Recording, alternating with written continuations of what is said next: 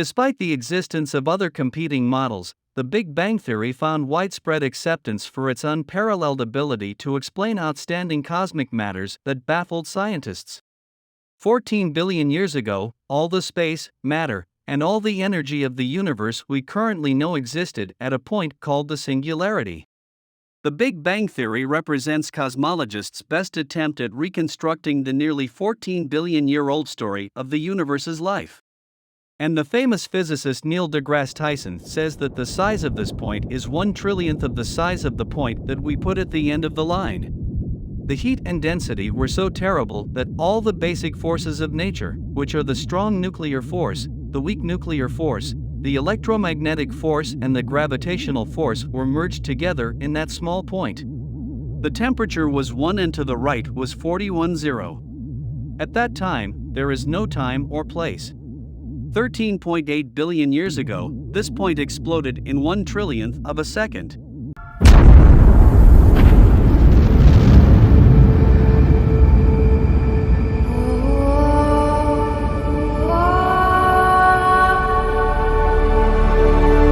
From these explosions, matter, energy, time, and space are born.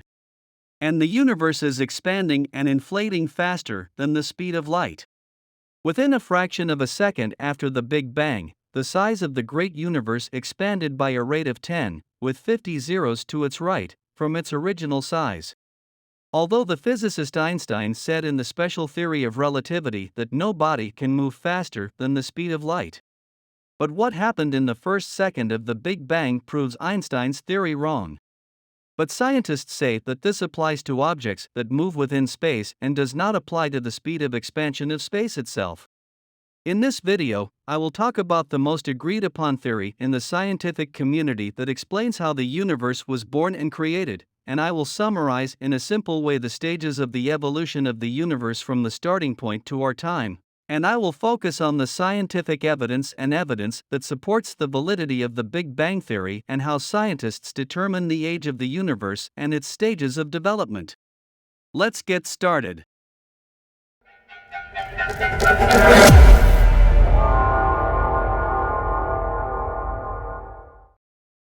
First of all, what is the Big Bang Theory? Simply, this theory says that the universe is a point of infinitesimal and infinite density and temperature. And 13.8 billion years ago, an explosion occurred to this point, which is called the Big Bang Theory. After that, the universe expanded, inflated, and expanded like a balloon from then to the present day. A few milliseconds after the beginning of time, the early universe was very hot, between 4 and 6 trillion degrees Celsius. However, as the universe expanded, it began to cool and soon conditions were mild enough for quarks to combine into protons and neutrons. Billions of stars, planets, galaxies, asteroids, dark matter, and everything else in the universe were formed. Knowing that no one knows yet how this point was formed from the beginning and the reason for the explosion of this tiny point. In 1915, physicist Albert Einstein published the general theory of relativity, which changed the scientific community's understanding of gravity. Einstein at this time was convinced that the universe is fixed and its size does not change to infinity and that it has no beginning or end. Despite his conviction, he faced great difficulty in his mathematical equation. This is due to his correct understanding of gravity, assuming that the universe is eternal and does not end as it is imagined. And that gravity is supposed to collect all the matter in the universe and crush it against each other, or even bring the galaxies closer together, at the very least, but this does not happen. This was something Einstein did not understand. What prevents gravity from ending the universe? And the solution that Einstein made is that he puts a constant in his general theory of relativity equation to equal the effect of gravity and called it the cosmic constant. This constant expresses the internal force that protects it from the opposing gravitational force of the universe, which this matter tries to gather and crush. At that time, Einstein did not realize that the cosmic constant that he put in his mathematical equation expresses the impact that resulted from the Big Bang, which caused the existence of anti-gravity matter, which prevents it from any interference with each other and crushes it. And the force of the explosion. The universe is supposed to gather on itself, But what happened is the exact opposite. The universe is expanding and galaxies are moving away from each other. In the year 1927, the French scientist Georges Lemaître created a mathematical model derived from Einstein's general theory of relativity, in which he proved that the universe is not fixed in size, as Einstein said, but it is constantly expanding. Since the universe is expanding, this indicates that the universe in the past was getting smaller and smaller until we reached the time when the universe was smaller than an atom. And this atom is the one that exploded and expanded and formed the universe in which we live now. This atom was called the primitive atom, and all of this was just a theoretical conclusion on paper only. At this time, the scientific community was divided between two theories to explain the origin of the universe. They are the theory of the Big Bang and the theory of the steady state until the year 1929.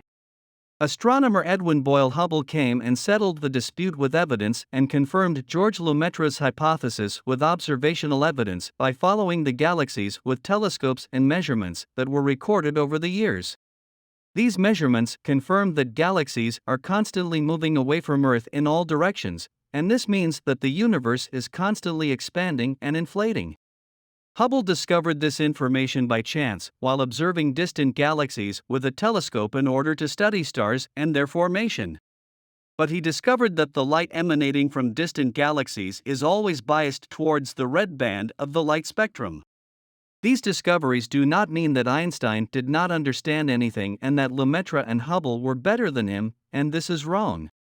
Einstein predicted in his general theory of relativity the existence of an internal force of the universe, which he wrote about in his equation in the cosmic constant, which he did not know was the cause of the Big Bang. However, Edwin Hubble knew that galaxies are moving away from us in a way that Einstein expected in the first place. In short, this theory says that any object radiates light and the light that it emits moves varies according to its speed and direction of movement. That is, if this body is approaching you, the light coming out of it will be blue, and vice versa, if the body is moving away from you, it will be closer to red. And Hubble made a law through his measurements of the velocities of galaxies, and the law was named after him, Hubble's law. This law says that the universe is constantly expanding and inflating, and from this he was able to calculate the speed of the expansion of the universe, and that the speed with which galaxies are moving away from planet Earth is proportional to the parcel between us and these galaxies. That is, the greater the distance between us and these galaxies, the greater the speed with which they are moving away from our planet. And galaxies that are close to each other move quickly close to each other and slowly move away from each other.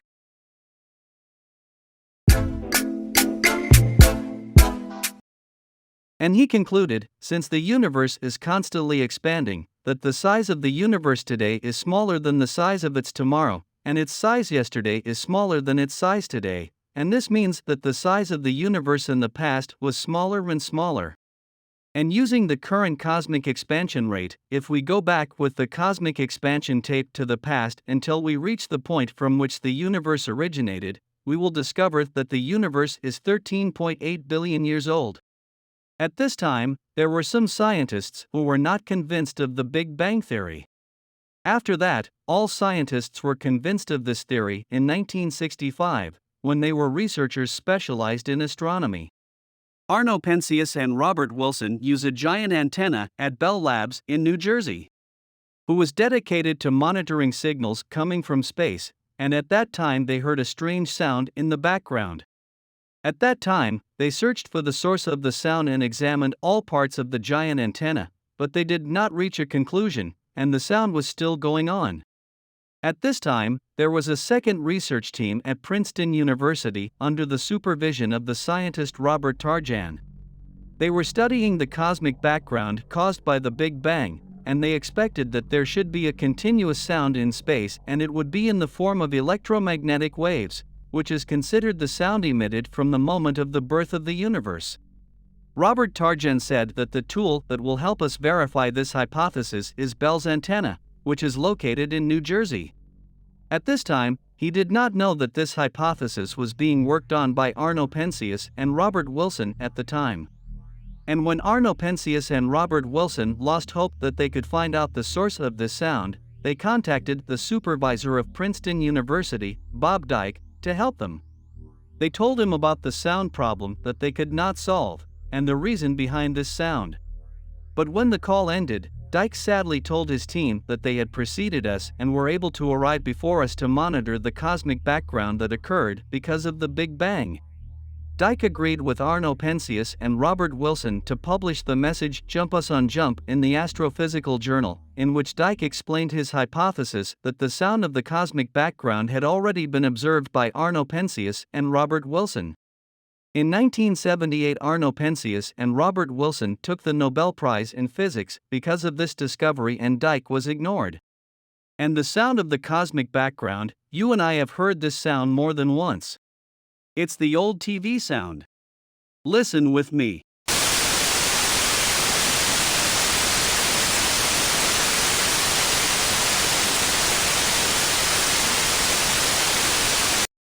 This sound is part of the Big Bang.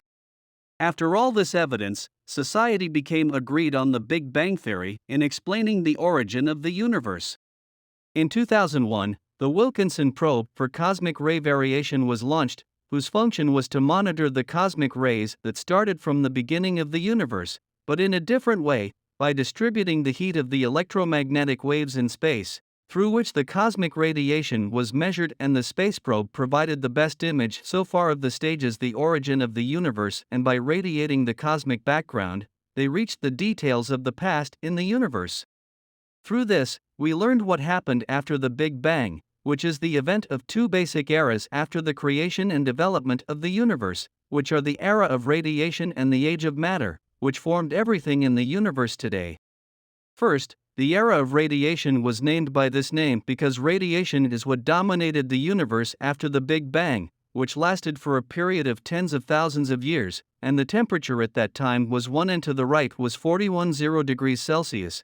And at this stage at that time matter was not formed in the universe, and there is only energy and the four powers of nature, but the four powers were gathered at the time in one supernatural power, which is called the great-grandfather of these powers.